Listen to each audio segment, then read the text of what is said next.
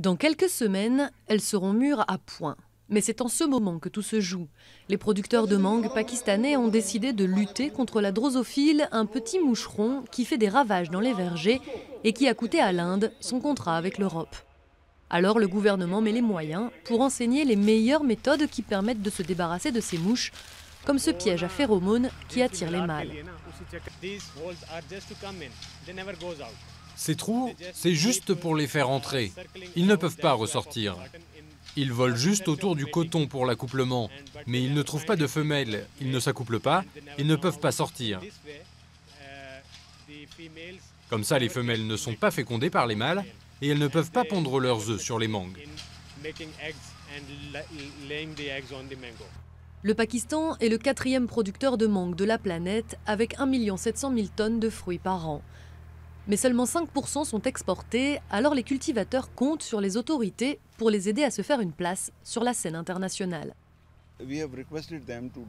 Nous leur demandons de faire le même travail qu'ils font avec la dengue, avec la polio.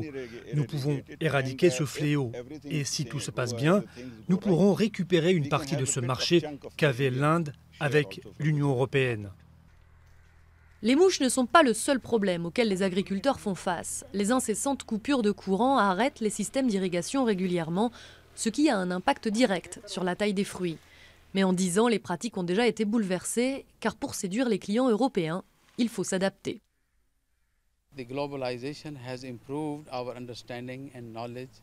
La mondialisation a amélioré nos connaissances et notre façon de travailler. Cela a changé mon travail. Je plante davantage d'arbres sur la surface donnée et le résultat final, c'est-à-dire la production de fruits, a énormément augmenté sur mon terrain. Le Pakistan est un pays dont l'économie dépend encore largement de l'agriculture, une agriculture traditionnelle qui se fait à bras d'hommes. Le problème, c'est que ce n'est pas compétitif, mais les commerçants espèrent quand même séduire le marché européen.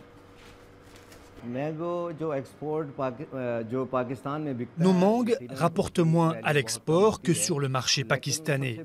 Mais le Pakistan a besoin de devises étrangères. C'est pour ça que nous sommes d'accord pour vendre nos mangues 60 roupies le kilo là-bas plutôt que 70 ici. La seule raison, c'est que nous avons besoin de dollars. Les insectes et le manque d'eau ne font pas peur aux Pakistanais. Ils comptent bien profiter de cette manne et avec l'encombrant voisin indien qui disparaît du marché européen, ils visent la première place.